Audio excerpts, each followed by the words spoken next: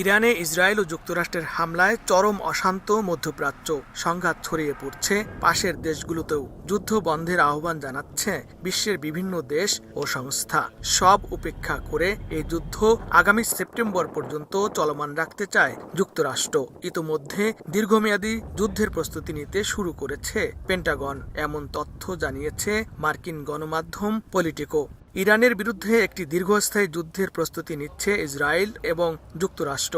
এ লক্ষ্যে গোয়েন্দা কার্যক্রম দ্রুত সম্প্রসারণের পদক্ষেপ নিয়েছে মার্কিন প্রতিরক্ষা সদর দপ্তর পেন্টাগন।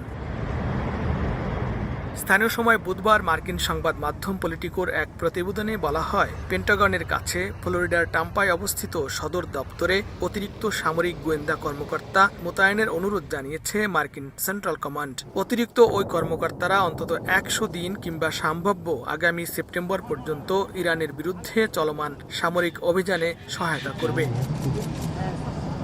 বিশ্লেষকদের মতে, পেন্টাগনের ভেতরে দ্রুত অতিরিক্ত জনবল ও সম্পদ জোগাড়ের এই পদক্ষেপ থেকে বোঝা যায় দীর্ঘ সময় ধরে যুদ্ধ চালানোর প্রস্তুতি নিচ্ছে যুক্তরাষ্ট্র। এর আগে মার্কিন প্রেসিডেন্ট ডোনাল্ড ট্রাম্প ইরানের বিরুদ্ধে সামরিক অভিযান 4 থেকে 5 সপ্তাহ স্থায়ী হতে পারে বলে মন্তব্য করলেও পরিস্থিতি অনুযায়ী তা আরও দীর্ঘ হওয়ারও আভাস দেন। ইরানের সঙ্গে চলমান যুদ্ধ সর্বোচ্চ 8 সপ্তাহ স্থায়ী হতে পারে বলে জানিয়েছিলেন মার্কিন প্রতিরক্ষা মন্ত্রী পিট হেগসেথ।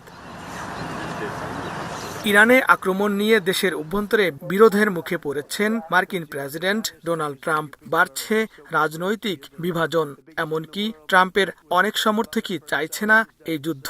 মার্কিন পররাষ্ট্রমন্ত্রী মার্কো রুবিও স্বীকার করেছেন, ইসরায়েলকে সহায়তায় সরাসরি সংঘাতে জড়িয়েছে যুক্তরাষ্ট্র।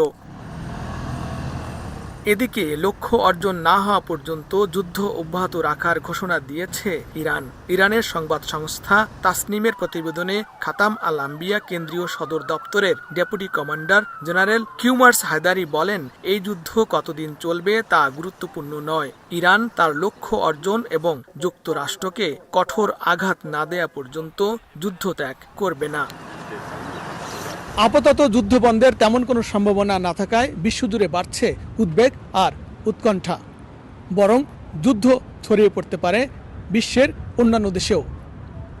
ফলে ভয়াবহ অর্থনৈতিক বিপর্যয়ের মুখে পড়বে বিশ্ব, এমনটাই আশঙ্কা বিশ্লেষকদের।